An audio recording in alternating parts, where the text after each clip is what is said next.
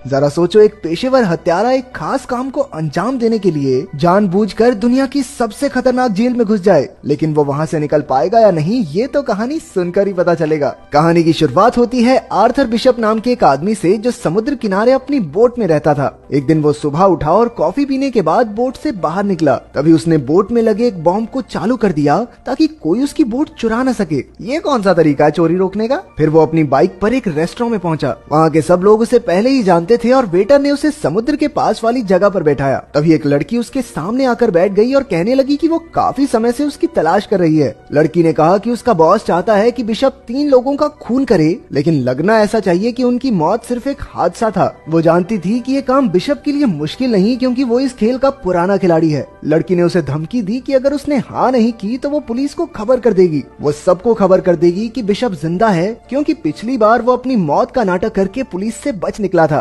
तभी बिशप ने देखा कि इस लड़की के साथ कुछ और भी लोग हैं जो उसे ही देख रहे थे। अचानक उसने अपना फोन निकाल कर उस लड़की की तस्वीर ले ली। जैसे ही लड़की ने बंदूक निकालने की कोशिश की तो बिशप ने उस पर हमला कर दिया। ये देखकर लड़की के साथी भी बिशप पर टूट पड़े, लेकिन उसने एक एक करके सबको धूल चटा दी। फिर बिशप ने देखा कि नीचे से और गुंडे उसे पकड़ने आ रहे हैं, इसलिए वो दीवार से कूदकर एक केबल कार पर लटक गया। उस लड़की ने अपने साथियों के साथ बिशप का पीछा किया और केबल कार में घुस गई। वो बिशप को अंदर ढूंढ रही थी, लेकिन वो तो छत पर था। लड़की ने छत पर बंदूक चला दी, लेकिन बिशप ऐन वक्त पर कूद गया और एक पैराशूट पर जा गिरा। रात को जब वो अपनी बोट पर जाने लगा तो उसने देखा कि 2 लोग पहले से ही वहाँ मौजूद थे। उसने बिना समय गवाए अपना फोन निकाला और बोट में धमाका कर दिया। इसके बाद वो माल उतारने और चढ़ाने की जगह पर पहुंचा। उसने एक डब्बा खोला और अपने पासपोर्ट्स और बाकी कागज जला दिए। फिर बिशप थाईलैंड के एक टापू पर गया, जहाँ वो एक लड़की से मिला जिसे वो पहले से जानता था। ये लड़की वहाँ के एक होटल की मालकिन थी। वो उसे एक कमरे में ले गई और बिशप ने एक खुफिया जगह से एक अपना खोया हुआ प्यार वापस पाओ,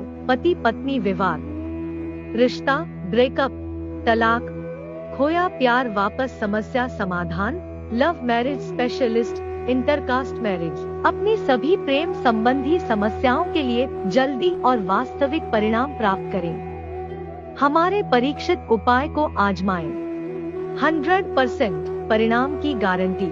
हमने 10,000 से भी ज्यादा प्रेमी जोड़ियां मिलाई है। बैग निकाला, उसमें कई सारे फोन्स, हथियार और पासपोर्ट्स थे। उसने तस्वीर वाली लड़की के बारे में कुछ जानकारी निकाली तो पता चला कि असल में ये लड़की क्रेन नाम के एक आदमी के लिए काम करती है। उधर जीना नाम की लड़की होटल की मालकिन से मिली और उससे कुछ दवाइयाँ मांगी। मालकिन ने उसकी बाजू पर कई घाव देखे, जैसे उसे किसी ने बुरी तरह पीटा हो। मालकिन ने उसकी और मदद करने की कोशिश की, लेकिन जीना ने कहा कि उसे सिर्फ दवाइयाँ चाहिए और फिर वहाँ से चली गई। रात को मालकिन ने समंदर में एक बोट देखी जिसमें कोई आदमी एक लड़की को पीट रहा था। उसने तुरंत बिशप के पास जाकर उस लड़की की मदद करने को कहा। बात मानकर बिशप उस बोट पर पहुंचा और कहने लगा, अरे ओह, अगर तू सच्चा मर्द है तो इस लड़की को छोड़ दे। वो लड़की जीना ही थी, लेकिन उस आदमी ने बिशप की एक ना सुनी और अपनी बंदूक निकाल ली। इस गलती के लिए बिशप ने उसकी काफी धुलाई करके उसे मार डाला। इसके बाद उसने मालकिन से कहा कि जीना को लेकर होटल चली जाए। फिर जब उसने बोट की छानबीन की तो उसे जीना का पासपोर्ट और फोन मिला जिसमें बिशप की तस्वीर थी। आखिरकार उसने बोट को धमाके से उड़ा दिया और होटल में वापस आया। उसने जीना से पूछा कि उसकी तस्वीर जीना के फोन में क्या कर रही है। उसने जीना से साफ साफ पूछा कि क्या वो भी क्रेन के लिए काम करती है। जीना ने सहमी हुई आवाज में बताया कि क्रेन उसे धमका रहा है। अब तक जो हुआ वो क्रेन के प्लान का हिस्सा था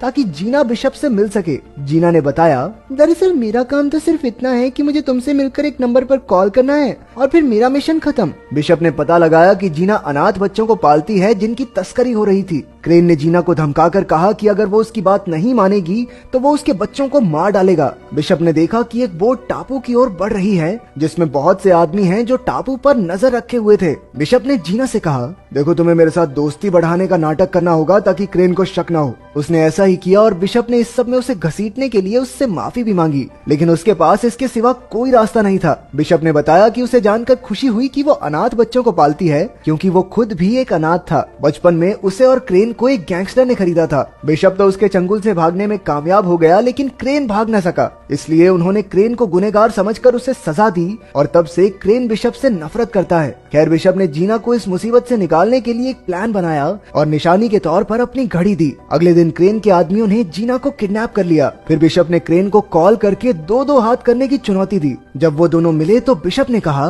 क्रेन, जीना को छोड़ दे वरना तेरे लिए अच्छा नहीं होगा। वो बहुत अच्छी लड़की है, उसे जाने दे। लेकिन क्रेन कहने लगा, छोड़ तो मैं दूंगा, लेकिन उसके लिए तुम्हें 3 लोगों का कत्ल करना होगा।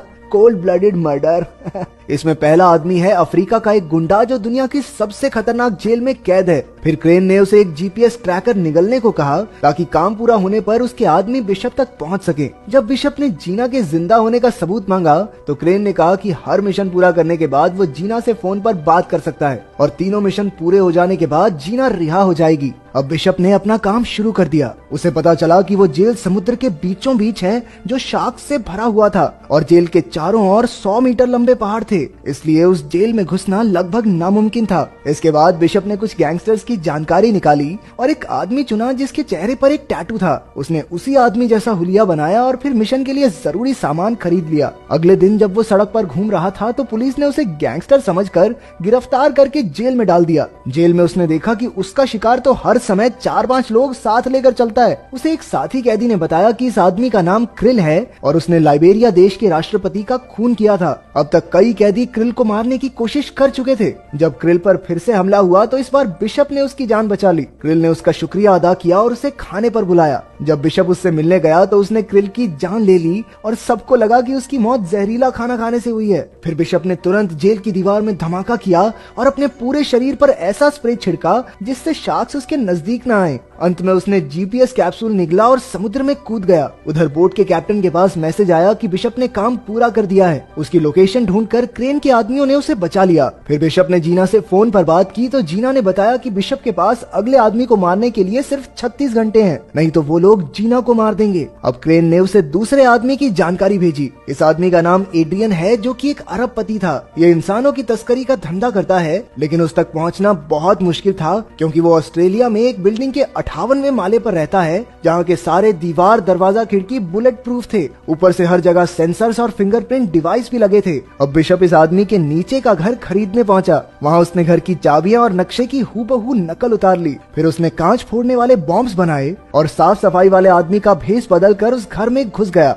घर की खिड़की से लटक कर वो एड्रियन के घर के स्विमिंग पूल तक पहुंचा और वहाँ बॉम्ब्स फिट कर दिए। जैसे ही एड्रियन उसमें नहाने आया, बिशप ने धमाका कर दिया और एड्रियन सीधा नीचे गिरकर मारा गया। अब फिर से जीना का कॉल आया, लेकिन इस बार उसने चालाकी से उस बोट का नंबर दिखा दिया जिसमें वो कैद थी। फिर बिशप हेलीकॉप्टर से उस बोट तक जीना को बचाने पहुंचा और कई गुंडों को मार गिराया, लेकिन अफसोस कुछ देर बाद वो पकड़ा गया। फिर क्रेन ने उसे आखिरी चेतावनी देते हुए कहा, इस बार तो माफ कर देता हूँ, लेकिन अगर फिर से ऐसा हुआ तो जीना बेचारी मारी जाएगी और उसकी मौत के जिम्मेदार होगे तुम। अब बिशप का आखिरी मिशन था अमेरिका में रहने वाले मैक्स को मारना। वो एक ऐसी बिल्डिंग में छिपा हुआ था जो पहाड़ के ऊपर बनी है और वहाँ सबमरीन्स का कारखाना था। इन सबमरीन्स में बड़ी बड़ी मिसाइल्स छिपाई गई थी। वहाँ खुफिया तरीके से किसी का भी अंदर आना या अंदर से बाहर जाना नामुमकिन था। जो भी वहाँ घुसने की कोशिश करता वो मौत के मुंह में जा गिरता। बिशप के पास इस काम को अंजाम देने के लिए 48 घंटे का वक्त था। उसे खबर मिली कि मैक्स ने एक हेलीकॉप्टर मंगवाया है, इसलिए उसने हेलीकॉप्टर के नीचे छुपकर मैक्स तक पहुँचने का प्लान बनाया। जब उसकी तरकीब कामयाब रही तो उसने बिल्डिंग के सारे कैमरा जाम कर दिए। चारों ओर हड़कंप मच गया और गार्ड्स मैक्स को एक खास कमरे में ले जाने लगे।